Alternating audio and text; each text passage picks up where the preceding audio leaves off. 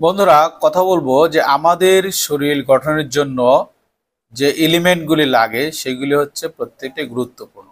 কি কি এলিমেন্ট লাগে? প্রোটিন, এছাড়া হচ্ছে ভিটামিন, মিনারেলস, প্রত্যেকটা জিনিস ইম্পর্টেন্ট। এর মধ্যে হচ্ছে কি কি ভিটামিন, ফ্যাট সলিউবল ভিটামিন, যেমন vitamin A, vitamin D, vitamin E এবং ভিটামিন কে। এছাড়া আছে কি water soluble vitamin, vitamin B complex as well as vitamin C. আর লাগে হচ্ছে ট্রেস এলিমেন্ট, যেমন ইলেকট্রোলাইটস আছে সোডিয়াম, পটাশিয়াম, ক্যালসিয়াম, ম্যাগনেসিয়াম, তারপর আছে ফসফেট, হ্যাঁ, ম্যাঙ্গানেজ, জিঙ্ক, সিলেনিয়াম। তাহলে এগুলি কিন্তু প্রত্যেকটা জিনিসই আমাদের শরীর গঠনের জন্য অত্যন্ত দরকারি।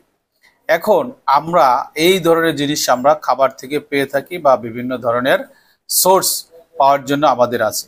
যদি ডিফিসিয়েন্সি হয় তাহলে আমাদের কোনটায় কি হতে পারে এই ব্যাপারে একটু কথা বলবো।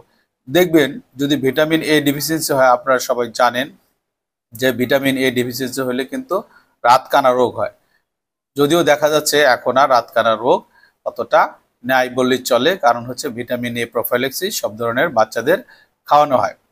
ভিটামিন ডি যদি ডেফিসিয়েন্সি হয়, এটা কিন্তু প্রায় দেখা যায় যে আমাদের দেশের মানুষের ভিটামিন ডি এর অভাব আছে। ম্যাক্সিমাম মানুষের ডি এর পরিমাণই কিন্তু কম আছে। এই ভিটামিন ডি যদি কম হয়, দেখা গেলো তার কিন্তু প্রক্সিমাল মায়োপ্যাথি হবে। প্রক্সিমাল মায়োপ্যাথি মানে হচ্ছে যদি চুল আশ্রাইতে বলা হয় সে পারবে না, সে যদি বসা বসা থাকে, যদি তাকে দাঁড়াইতে বলা হয় সে উঠতে কষ্ট হবে, বা সারা শরীরে কিন্তু তার ব্যথা হতে পারে। 3 নম্বর হচ্ছে ভিটামিন কে। ভিটামিন কে যদি ডিফিসিয়েন্সি থাকে তাহলে আপনার পোর উন্ড হিলিং হবে। কোনো জায়গায় যদি আপনি কেটে যায় সহজে দেখা যাবে সে জায়গায় কিন্তু আপনার ভালো হচ্ছে না বা শরীরে ব্যথা বেদনা হতে পারে।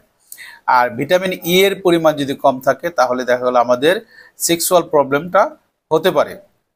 আর দ্বিতীয়ত হচ্ছে যদি ফ্যাট সলিউবল ভিটামিন হয়, সেই ফ্যাট সলিউবল ভিটামিন যদি আপনার সমস্যা হয় সেটা বললাম। এরপর হচ্ছে water soluble vitamin, vitamin B one যদি কম হয়, এটা থায়ামিন বলা হয়, এটার অভাবে কিন্তু বেরিবেরি রোগ হয়। আপনারা জেনে থাকবেন যে বেরিবেরি রোগ, দুই ধরনের বেরিবেরি রোগ হয়, একটা হচ্ছে ওয়েট বেরিবেরি, একটা হচ্ছে ড্রাই বেরিবেরি।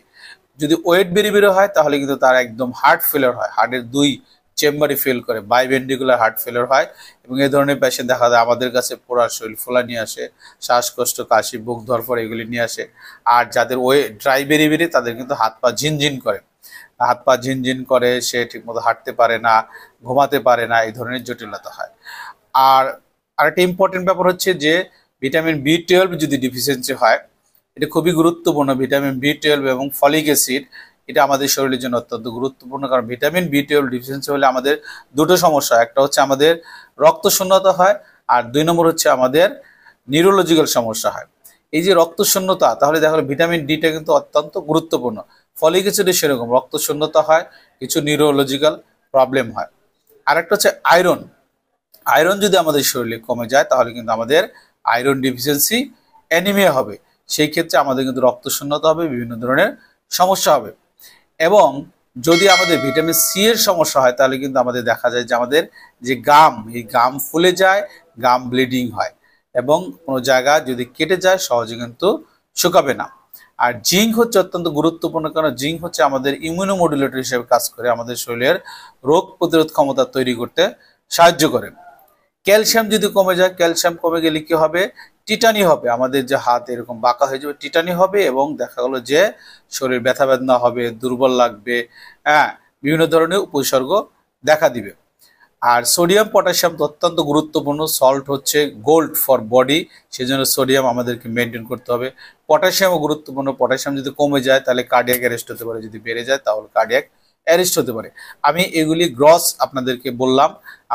আমি অন্য ভিডিওতে ইন ডিটেলস বলেছি যে প্রত্যেকটা যদি সমস্যা কমে যায় বা বেড়ে যায় কি ধরনের সমস্যা হতে পারে, সেগুলি আপনারা একটু দেখে নেবেন, তাহলে বুঝতে পারবেন যে আসলে প্রত্যেকটা উপাদানই আমাদের শরীরের জন্য কতটুকু গুরুত্বপূর্ণ। সো ধন্যবাদ সবাইকে, ভালো থাকবেন, ভিডিওটি দেখবেন, লাইক শেয়ার কমেন্ট করে পাশে থাকবেন।